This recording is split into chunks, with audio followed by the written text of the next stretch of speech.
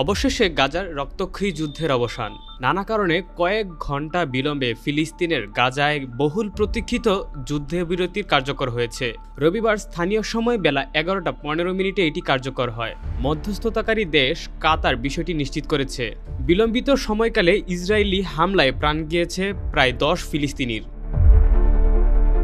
কাতারে পররাষ্ট্র মন্ত্রণালয়ের মুখপাত্র মাজিদ আল আনসারি এক বিবৃতিতে ইসরায়েল ও হামাসের মধ্যে ওই যুদ্ধবিরতির শুরু হওয়ার কথা জানান। গত শনিবার ভোরের দিকে ইসরায়েলের জোট সরকারের মন্ত্রিসভায় গাজার যুদ্ধবিরতির চুক্তি অনুমোদন পায়।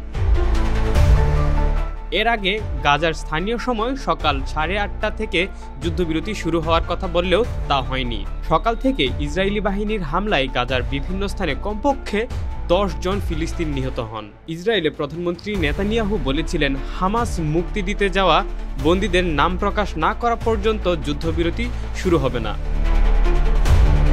হামাস জানায়, কারিগরি সমস্যার কারণে বন্দীদের নাম প্রকাশে তাদের কিছুটা দেরি হয়েছে।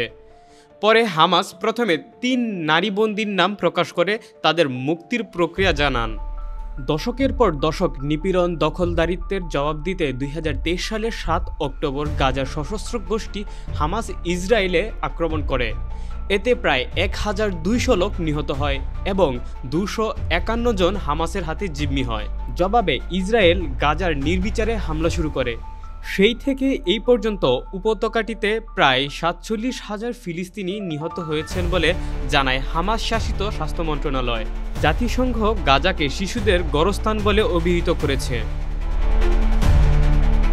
Desk report, metro TV.